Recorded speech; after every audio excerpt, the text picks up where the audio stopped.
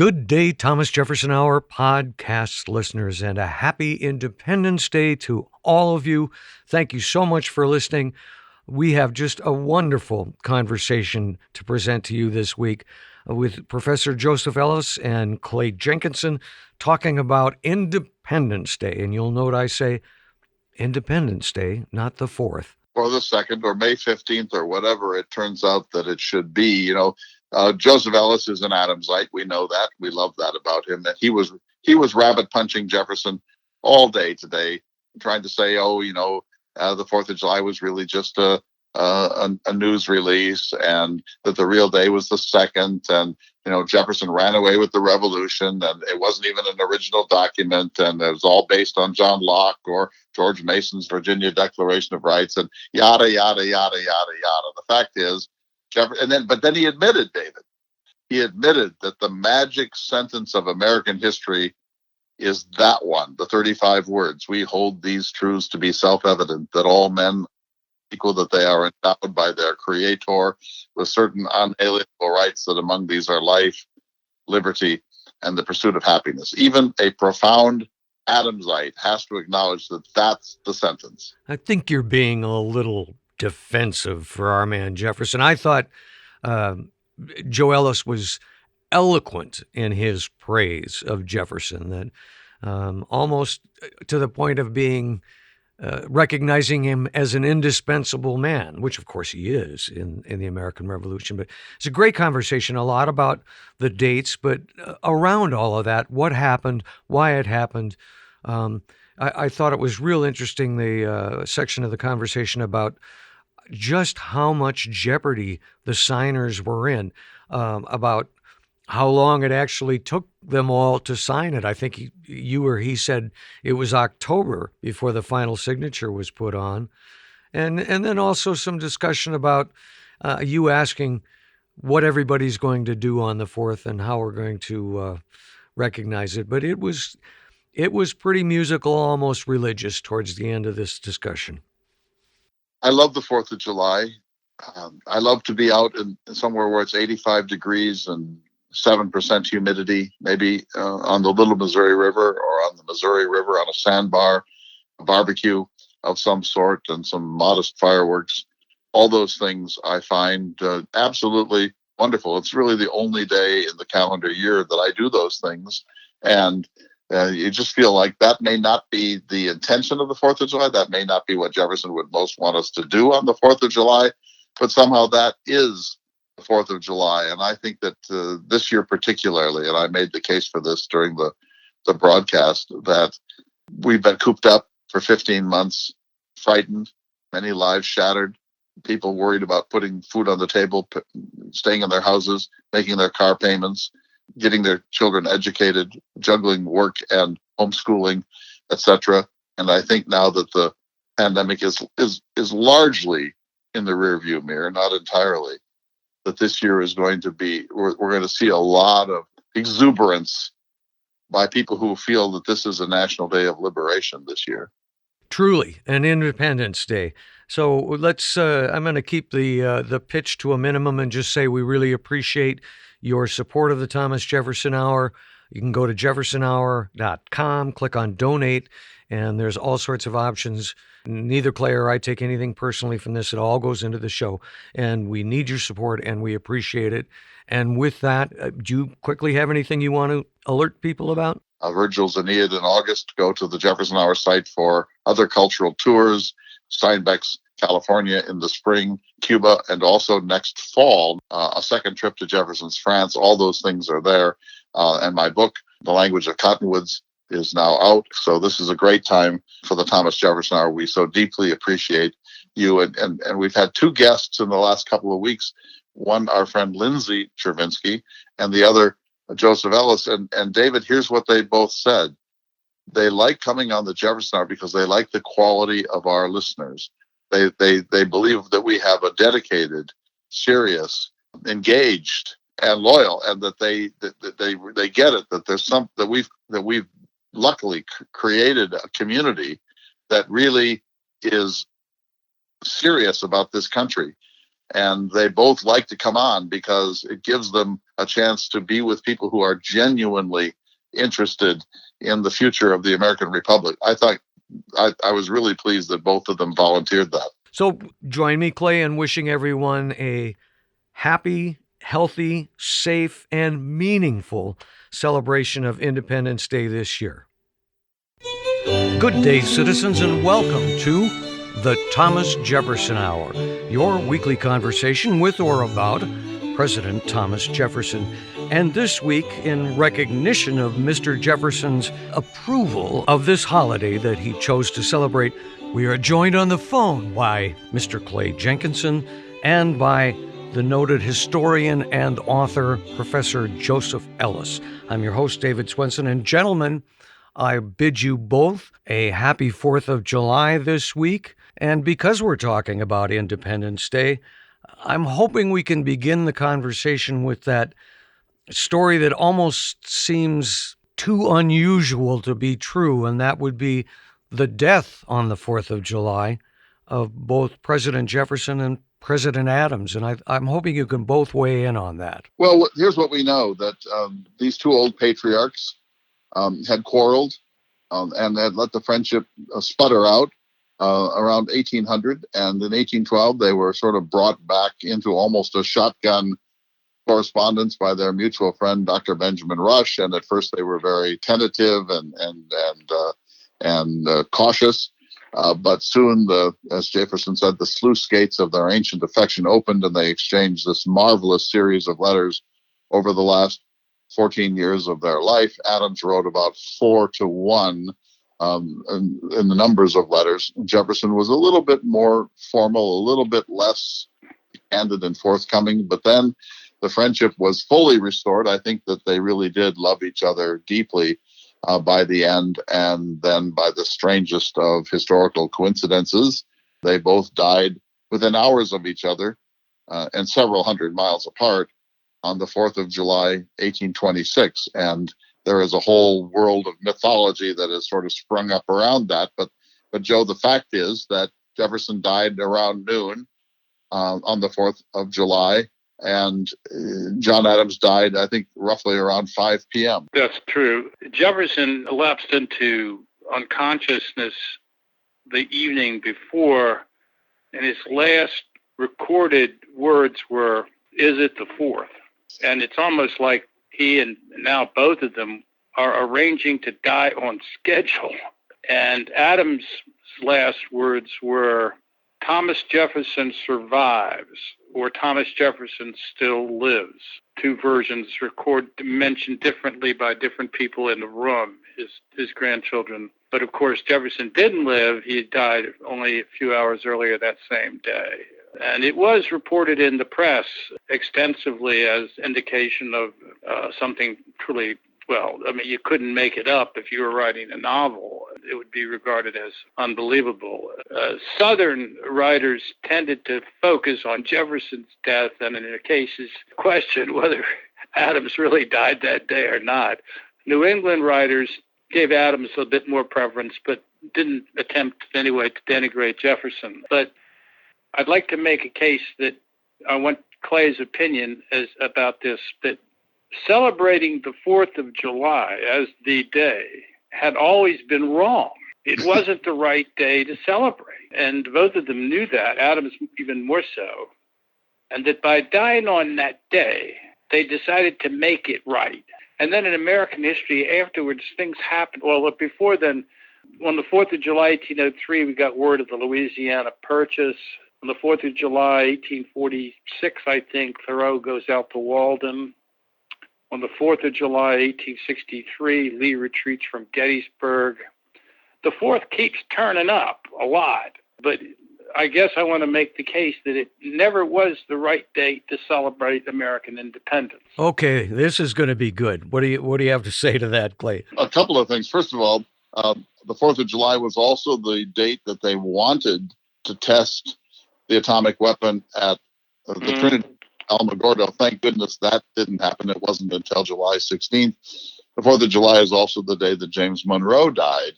Madison didn't die on the 4th, but Monroe, John Adams, and Thomas Jefferson all died on the 4th Yeah, of July. Madison died like on June 28th or something like that. It's like all these guys are aiming for that date. I mean, it's like they can will their own deaths. And that's why I prove that you're wrong, Joe, because Jefferson, Adams later said Jefferson ran away with the revolution and that it was kind of a stage show almost. That's true. The Declaration of Independence is not the most important of the dates. The most important date probably is the resolution introduced to declare independency, or the acceptance, the voting on the resolution on July 2nd.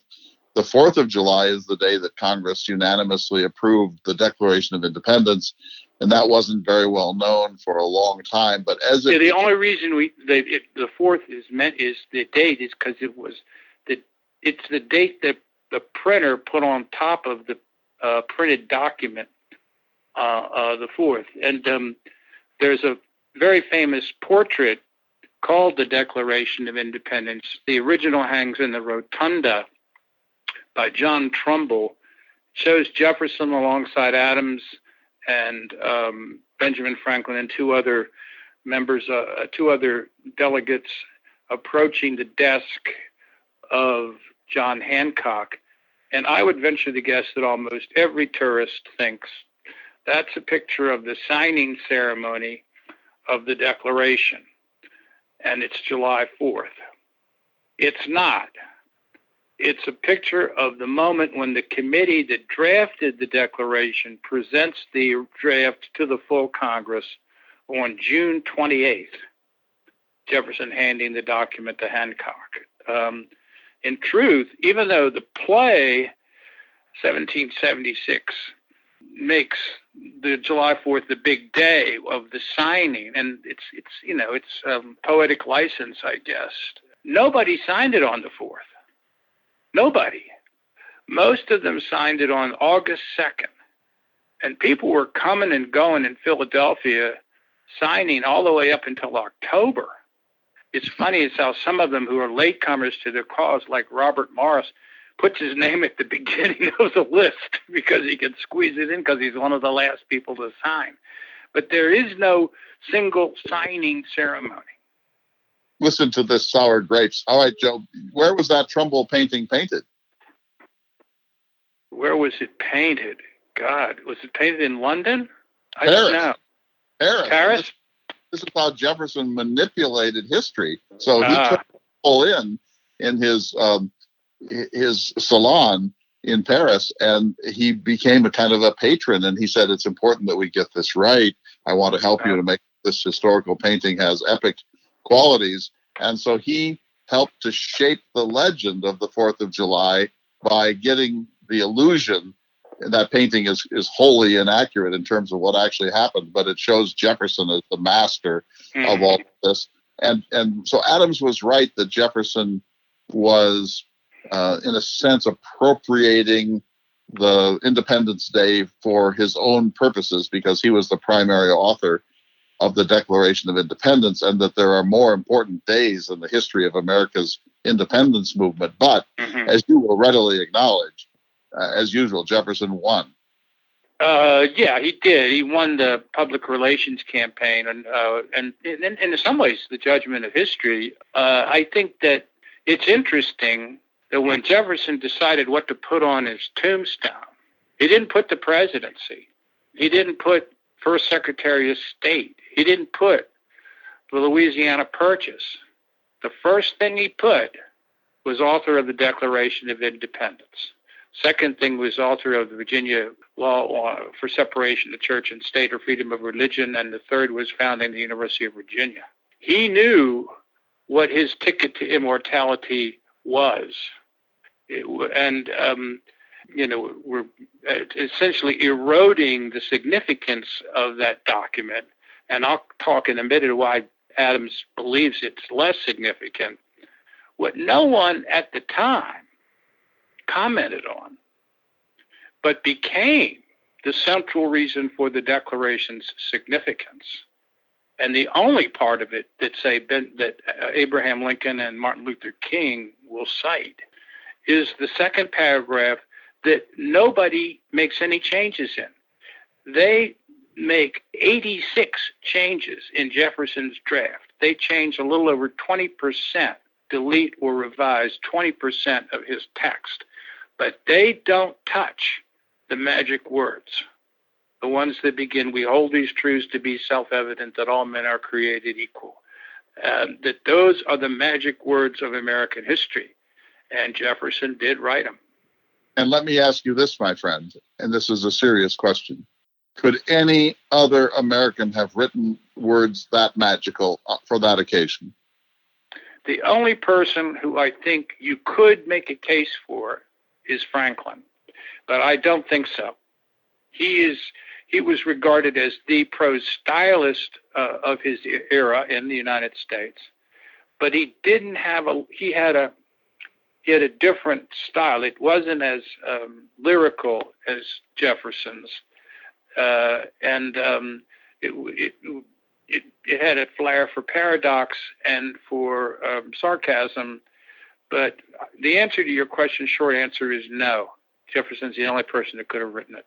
So in a certain sense, that's a tremendous vindication of Thomas Jefferson, that he was the one, as Lincoln put it, who had the forecast on this occasion to write essentially immortal and eternal words about human aspiration. And he had an idealism and a firmness and a clarity of prose and a really capacity to make prose poetry and poetry prose that was unique. And others could have done something remarkable, no question about that. Adams, Franklin, Washington, Thomas Paine, any number of people. But Jefferson is the magic man. And because of that, there's some kind of appropriateness that he ran away with the whole thing, right? True enough. And in calling attention to Lincoln's assessment, Lincoln's the other poet in the group. I mean, Lincoln's words in his first inaugural and second inaugural and Gettysburg Address are the matching, and they go back in each case to Jefferson's words. And one of the phrases he uses that always made me smile is that Jefferson inserted into a merely revolutionary document an eternal truth. I love that. A merely revolutionary document. Isn't that great? That is great. A merely revolutionary document.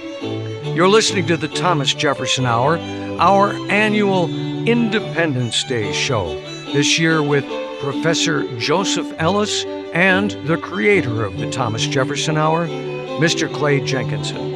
And we'll be back in just a moment.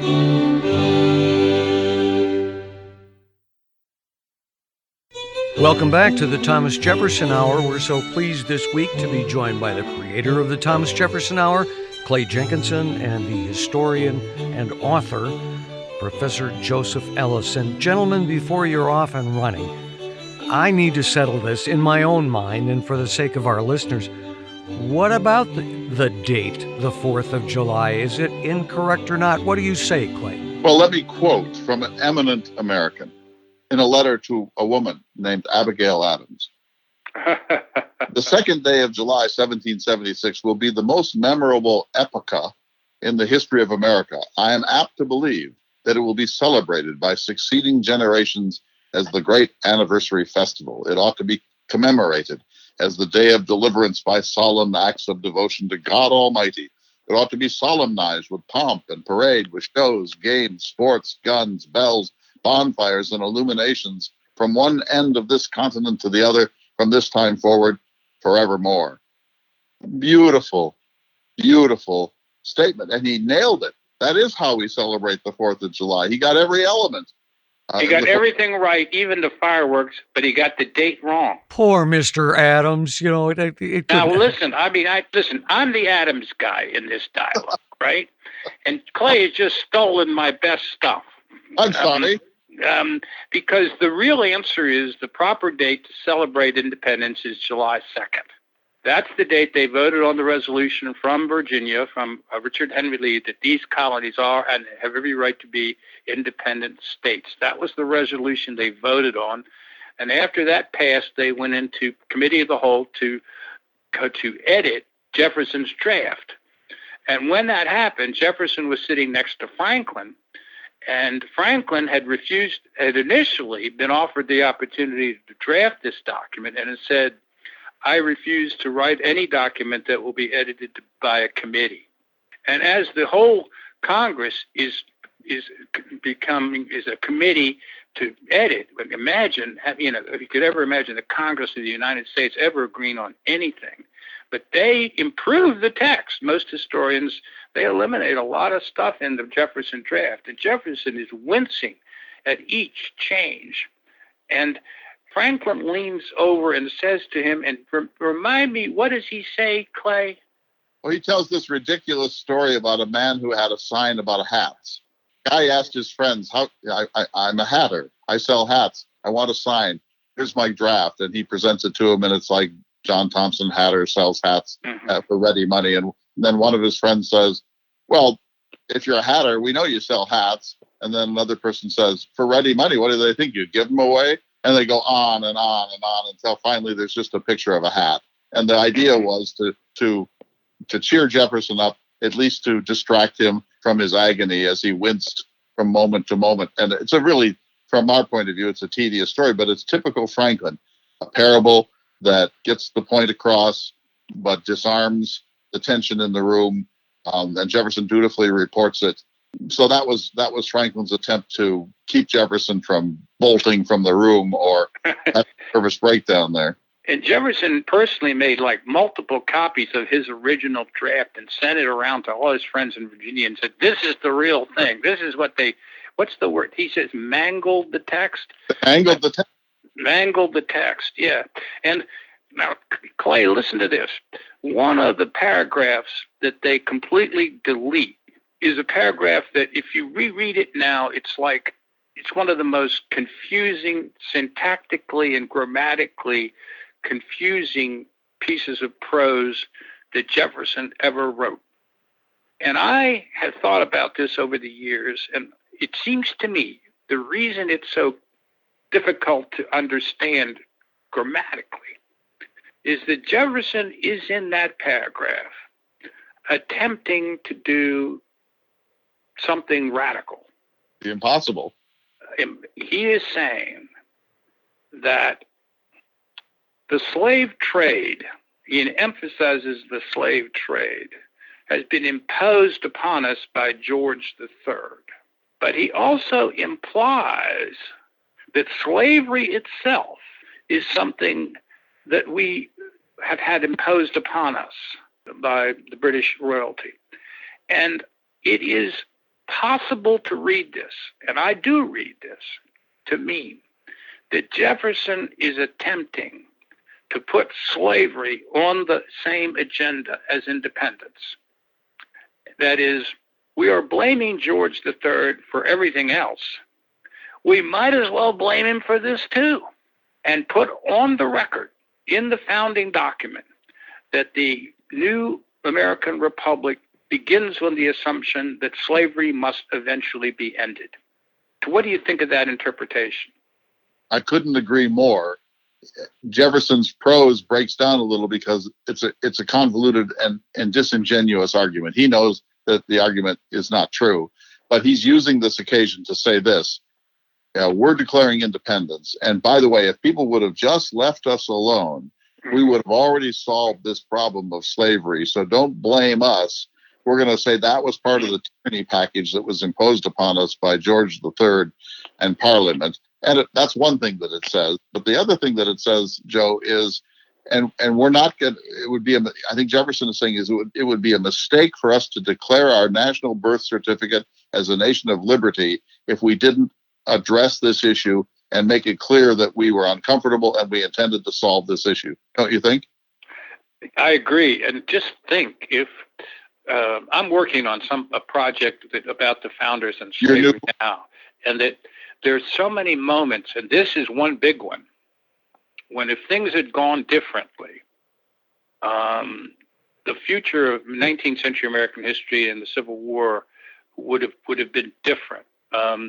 Franklin wants to do something analogous to this in the Constitution, at the Constitutional Convention, to put on the record that the principles on which this republic is founded are incompatible with the continued existence of slavery.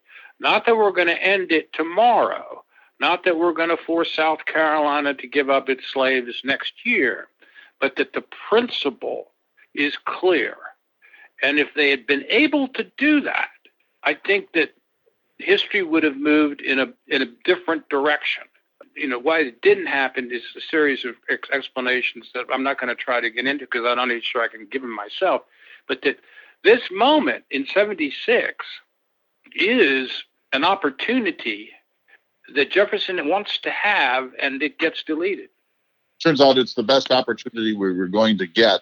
And as you said in our last conversation a couple of weeks ago, Joe, that there's an opportunity timeline. There's a window of opportunity, and that window is going to close. And when it closes, things are going to get much, much more difficult. And so I think I honor Jefferson for this. I know it was a disingenuous argument, and I know why the Congress did not accept that paragraph, but he was doing the right thing, and it was the only way that he could do it within the broader context of the complaint that was being made about tyranny and George III. And I think Jefferson was right to try. And if he had gotten away with it, it might have had some effect, as if Franklin had gotten away with his suggestion at the Constitutional Convention, it might have had some effect. These things can be important. And so even though we all get it, that to blame George III for slavery would be like my saying, those Wright brothers are really horrible people because they gave us the internal combustion engine, and now look at us. Well, and remember what Lincoln will say in the first line of the Gettysburg Address. 77 years ago, that is 1776, our fathers brought forth on this continent a new nation, conceived in liberty and dedicated to the proposition that all men are created equal. So that part becomes the paragraph that he wants to put in is deleted, but that's still there. And I'll also call attention to what are the three human rights: life, liberty, and the pursuit of happiness. The trinity that Locke has, John Locke, in treatise on second treatise on government, is life, liberty, and property. Jefferson changes property to pursuit of happiness. That is a big deal. That is an implicit statement against slavery, because the slave owners are going to claim that one of their rights is the right to property. And it's a point of view that's going to be upheld in the Supreme Court decision later on in 1857. He is taking that away from them in the founding document. Joe, if Lincoln had been an Adamsite, which he wasn't, he would have said 77 years ago on the 2nd of July. True. Adams thought, we'll follow this up after a break, but Adams thought the big day, the real big day, was May 15th, not even July 2nd. I'll explain that when I get a chance. Well, I have kind of a simple question. Before I go there, though, I think it's interesting that you both talk about Locke and Jefferson. And I wonder sometimes in reading Locke if some of Jefferson's anti-slavery feelings came from him. Locke wrote, "The natural liberty of man is to be free from any superior power on earth and not to be under the will or legislative authority of man, but to have only the law of nature for his rule." But back to my original question, is the fourth correct? I'm not getting a definitive answer here. I'm getting a lot of opinions. So what do we think, Joe? Do we need to make July 2nd Adams Day? We're never going to change it, right? Let's be realistic. It should have been the 2nd. And I go back to what we said at the start. Adams and Jefferson decided to make it right by dying on that day. From that point forward, it's the day. Yes, and look, is the 25th of December the day that Jesus was born? There's an arbitrariness to almost all human calendric activity, and so the 4th of July gelled at the simultaneous death of Jefferson and Adams, and there ain't no going back now. But we could at least have an asterisk. Every orator on the 4th of July before the parade, the shows, the games, the sports, the guns, the bells, the bonfires, and the illuminations, every orator could say, we should have done this 2 days ago, but here we are. So we're saying an asterisk that means Adams was right. Is that what you're saying? Careful. Well, look, it depends on the lens you wear. What's Adams talking about? He's saying that we stepped up. It took enormous moral courage. It was a chimerical and unlikely thing to accomplish, but we stepped up and declared legal revolutionary independence from Great Britain. That is the thing that needed to be commemorated. That's the pivotal moment in modern. And remember, there's a wonderful scene right after they voted on the 2nd, when Benjamin Harrison is talking with Elbridge Gerry, and Harrison is a heavy guy, and Gerry was the thin and lightweight guy. And Gerry said to Harrison, "You're lucky, because when they catch us and they hang us, remember they're risking their lives, their fortunes, and their sacred honor by voting the way they just voted. You're lucky because you're fat, and when they hang you, you're going to die quickly. Meanwhile, I will be twisting in the wind because I'm small and light for a long time." They really did think that the act of voting on the resolution on independence was their seminal commitment. That the 2nd of July is the pivotal moment. That's when the vote occurred in the Second Continental Congress to approve the resolution of independence. And the Declaration of Independence, I don't mean to sound dismissive, but in some sense it's a news release. And that's why Adams is right about the 2nd, but too late, too bad, case closed, because the 4th of July is one of the most deeply embedded moments in our national consciousness. If Congress proposed to change the date to May 15th or July 2nd, people would say, not going to happen. Yeah. They changed the date for President's Hot Day. They can do that, but you don't mess with the 4th. Well, you brought up this story of them, the signers, and really what risk they put themselves in. And by popular history today, people sort of gloss over that, but they really were putting their lives at risk. Oh yeah. I mean, like when a politician now says, "I'm taking a big risk, I'm running for office," these guys, I mean, they knew. When Washington leaves Mount Vernon, he says to his manager, Lund Washington, "When the British come up the Potomac to burn Mount Vernon down, make sure you get my books out, and also Martha." They were not necessarily, I think, in that order. That they presumed that they could, and if in the Battle of Long Island, the American Army hadn't been able to get back across the East River, and they captured Washington and annihilated most of the Continental Army, they would have taken Washington back to London. There'd have been a show trial.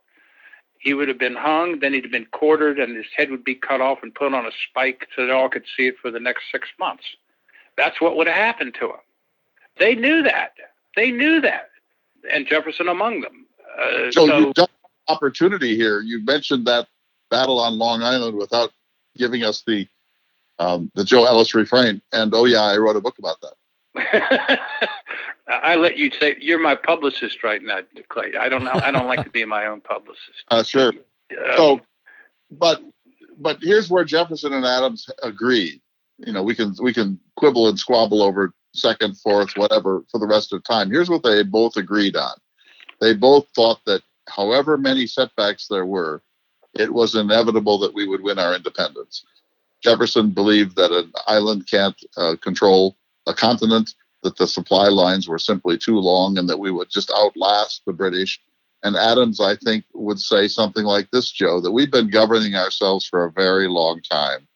And so we know how to do this. And there's no way that they're going to be able to continue to do it because we have the habits of self-government that we have very deeply rooted now in American life. Right. I mean, I've written a book about this. It's coming out in September.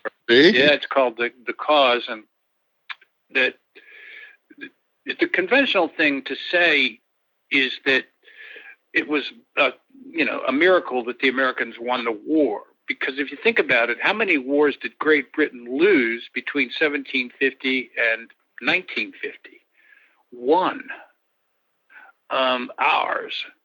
And they were the dominant military power, if you put the ground forces and the Navy together, in the world. So how could we possibly win?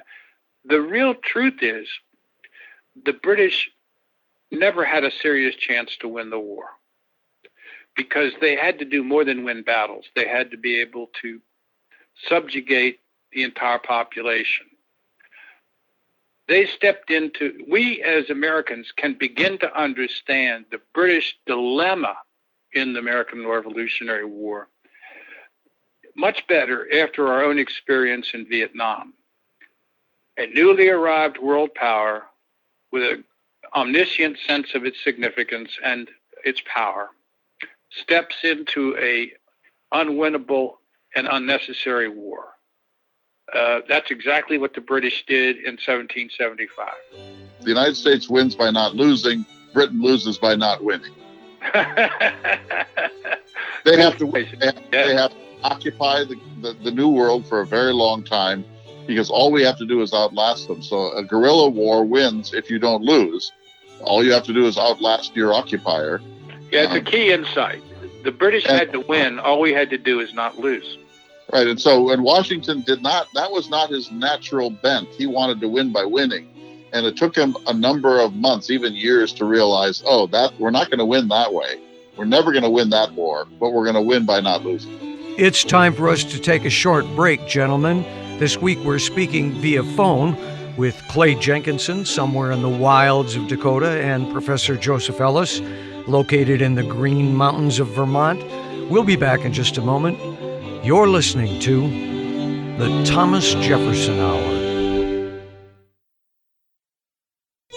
Welcome back to the Thomas Jefferson Hour, our weekly conversation this week with Clay Jenkinson and Professor Joseph Ellis about, is it the 2nd or the 4th of July? Joe, you wanted to respond to Clay's last comment. Go ahead. I agree with what he was saying about the British dilemma. And Adams was on record as saying the 2nd in his letters to Abigail. He actually writes 2 letters to her on that same day. He's so excited. But he also, in other correspondence, says, especially later when Jefferson is getting all this credit and the 4th is becoming the big day and the Declaration itself, the document, is so big, he develops the following explanation for why that's wrong. A resolution to be sent to all the colonies that they redo their colonial constitutions to become state constitutions and thereby act positively to declare their independence. That we don't need, he says, to declare our independence officially because George III has already declared his independence of us. And that if you agree to this, and every colony and then every county and every town in New England, Virginia responded to this and committed itself to independence and to rewriting their constitutions. In fact, those documents were in front of Jefferson when he was writing the Declaration. And some of the language of the Declaration is pulled out of especially Virginia's response to that request. So that the commitment there is a commitment on May 15th. And Adams says that's when the lightning strikes. And Jefferson's language is just the thunderous aftermath. Okay, but let's go back to the magic of Thomas Jefferson for a minute. I'm asking this as a rhetorical question. What are the most memorable sentences that ever came out of the pen of John Adams? Jefferson has hundreds. Jefferson is the master word crafter of the early national period, probably followed second by Thomas Paine. I've been reading Eric Larson's book, The Splendid and the Vile, about World War II during the Blitz. And, Churchill, in saying something like, never has in history has so much been owed by so many to so few, about the Battle of Britain, or we shall fight them in the fields, we shall fight them on the shore, and we will fight and we will win. When he marshaled that language, it changed the course of history. Language, when it is at its most magical, it is deeper than language. It has a truly magical effect. And Jefferson had that quality, and Adams occasionally kind of brushes up against it. Washington doesn't have that quality. Paine has it in a more common measure than Jefferson. Madison doesn't have it at all. It's not until Lincoln, after Jefferson, that there's another president who is a genius in the use of the English language. And Churchill had it. He probably saved the world with his capacity. If you watch the Gary Oldman film, someone says to Halifax after his great speech in Parliament, "What just happened?" And Halifax says, "Churchill has taken the English language into war." And that's exactly what happened. And Jefferson had it. And so we can never, okay, let's just say that it is the 2nd of July or May 15th. You cannot think about American history without the Declaration of Independence. Martin Luther King couldn't figure out how to convince us to do the right thing without invoking the Declaration. Lincoln couldn't determine how to negotiate our way through the greatest civil unrest in our history without going back to that document. And Jefferson would be the first person to say, "Hey, it's not particularly original. It was really stuff that was in the air. I just put my own verbal cadence on it." But the fact is, Jefferson was the magic man. I don't even think that even the most anti-Jeffersonian person can refute that. Don't you agree, Joe? I do agree. Words do make a difference. I mean, I think as a reader of all of the Jefferson papers and the Adams papers, there's a difference in their styles and in their language. Jefferson's language elevates, it levitates above evidence and facts. Adams is buried in the facts and is buried in emotional forces at play. His diaries, Jefferson doesn't have a diary. His diaries are really wonderful. They're more revealing. I don't disagree at all about the public influence of Jefferson's language. And Jefferson's language is inclusive to me. I mean, that's a big part of it. Is Locke wrote, "All mankind being all equal and independent." Jefferson wrote, "We hold these truths to be self-evident." Jefferson's language is, the book I wrote about Jefferson is called American Sphinx.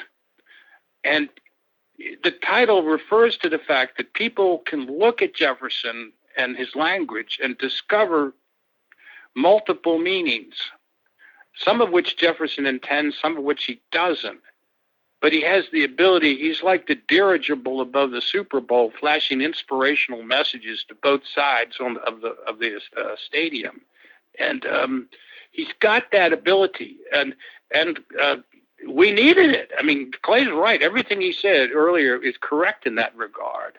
But it also means that he's a kind of everyman. Herbert Hoover thought Jefferson was on his side during the Depression. So did FDR. Clarence Darrow thought he was on his side in the Scopes trial, and William Jennings Bryan thought the other. Ronald Reagan and Bill Clinton thought they were Jeffersonians. So that there's this elusive quality to Jefferson's language and his mentality that serves him well. But it's, I'll stop there. I repeat what I always say every year. You need a dreamer at the center of your national enterprise. You must have a dreamer. Jefferson's dreams, as you know, Joe, beneath the glorious surface of Jefferson's dreams, there's a subterranean world of greater complexity and tension and sometimes even darkness. That's the problem with Jefferson. He annoys us and perplexes us and inspires us and enrages us, and yet winds up still inspiring us. And he's unique in this capacity. And that's why people around him, including Adams, found it a little bit hard to trust Jefferson completely, because they were able to see and measure the gap. And that made them think, is this guy really authentic? Because he's not quite that person he projects. And frankly, we aren't that people he projects. And furthermore, we're not going to be small family farmers. So get over it, Jefferson. And yet, even when you want to dismiss Jefferson, even when you know better, you can't help but being swept up in the Jefferson music. It's absolutely a marvelous thing. So I want to ask each of you this question, starting with Joe. how will you spend the 4th of July? Or let's just say, how will you spend the 2nd of July? I'll spend the 2nd of July not aware that it's the 2nd in that sense, because I'm converted to the 4th. If my kids were younger, I would be taking them to the public exhibit in Amherst of fireworks, but they're not going to be there. And I think if I really do what I want to do, I'm going to go fly fishing. Fly fishing on what will you eat? Will there be fireworks? Will you have a hot dog? Will you have a beer? Will you? Ellen takes care of that kind of stuff, and she'll probably serve us something like barbecue and coleslaw and beer or a soda. At 5 p.m. Eastern Daylight Time, that's the death hour for John Adams on the 4th of July, 1826. I will raise a glass of something. I hope it's sherry, not Ham's beer, to you. David Swenson, how will you spend the 4th of July? Well, you know me, I'm pretty low key about these holidays, but I do something personal to note the celebration. And, you know, in my long tenure as semi-permanent guest host, I've come to recognize the importance of the day in a whole new and much deeper way. I probably look at it a little more politically, emotionally than I used to, but I'm not one for big public celebrations, although who knows what shall happen. Barbecue and fly fishing sounds pretty darn good to me. Well, I want to counter my fly fishing thing with this thought, that on this 4th, there's a special need for us as Americans to celebrate the same event together. And to be able to respect and honor a set of values that are present at the start of the American founding and that make us distinctive as a nation and as a people. And I don't know, it's been quite some time when the divisiveness is deeper than it is now. And if anything can help us to, at least temporarily, come together as a single people, I'm all in favor of it. I do also think that this 4th of July has special meaning in America, because in the world, but especially, of course, here, because we have survived the pandemic. It's not over yet, but the worst of it is over.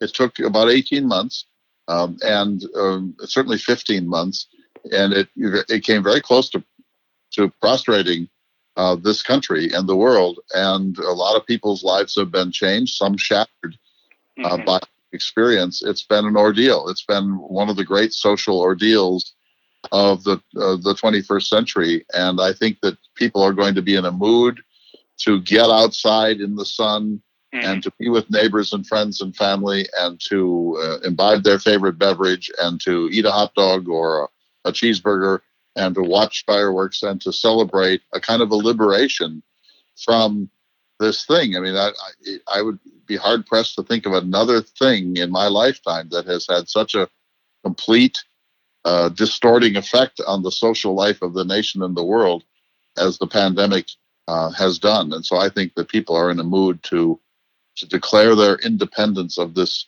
disease. Well said. Clay was eloquent there, and Jeffersonian eloquent. And if you look at figures in American history that are capable of speaking to us collectively as a people, Jefferson's got to be in that group and near the top of the list. And so let's, all of us need to just say it. We hold these truths to be self-evident, that all men are created equal, that they are endowed by their Creator with certain unalienable rights, that among these rights are life, liberty, and the pursuit of happiness. And maybe say we are all Federalists, we are all Republicans, too. That's in his first inaugural, yes. that's a little harder to swallow at this moment Oh, in come America. on. But that's a reason to use it, though. I say thank God we're Americans. For all that's wrong with America, the idea of America is still the most breathtaking idea of the Enlightenment. And my only hope is that we will somehow recover and move back towards Enlightenment values and somehow either maintain what's left of our republic or reinvigorate it in some way. But I think that the idea of America is, in the history of the world, is one of the most potent ideas ever. And its potency doesn't even collapse when we're at our worst, as we sometimes are. And we have it so good. We talked about that a couple of weeks ago, Clay, about, people in the grievance culture, as you put it. But as Joe was talking earlier, the men who signed the Declaration of Independence, they knew what was in store for them. And so I guess that's one of the things I reflect on, too, is how many of us would risk that for our freedom. I mean, it's one thing to get online anonymously and complain about it or shout in crowds about it, but those men and women, those citizens, they risked everything so that we could have what we have now. Joe, let me ask you an exit question on this special edition of the Thomas Jefferson Hour, this 4th of July, this 2nd or 4th of July edition of the Thomas Jefferson Hour. When Adams, at the age of 91, on his deathbed up there in Quincy, Massachusetts, the Duke of Braintree, was dying on the 4th of July, 1826, and his last words, let's say we agree, were Thomas Jefferson still survives or Thomas Jefferson still lives. This is a multiple choice question. Is the tone of those words was A, I love Jefferson, and it's in some way it's appropriate that he continues to embody America. B, that darn that Jefferson, now he's outlasted me too. Or C, it's just a fact of both men knowing that they're dying. I think it's a little of one and two, that there was a running joke among them throughout the correspondence they have between 1812 and 1826, or that which of them is going to be last of the signers of the Declaration of Independence to pass.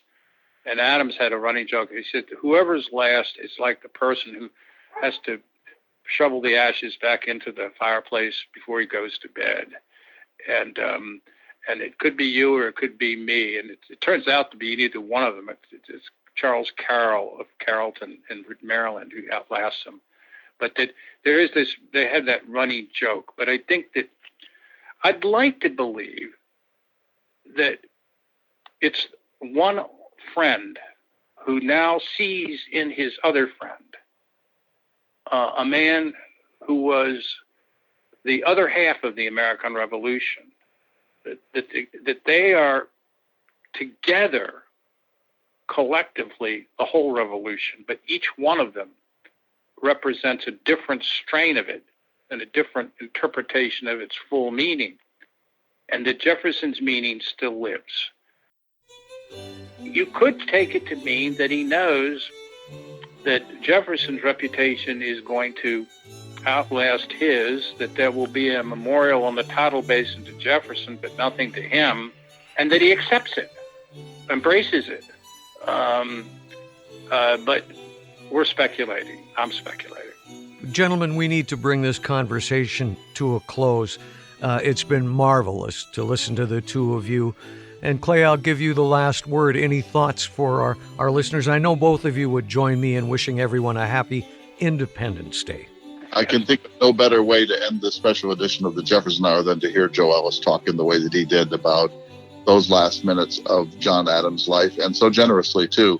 I wish everybody a happy Independence Day, whatever day you choose to commemorate it, and let us all remember that Jefferson was right.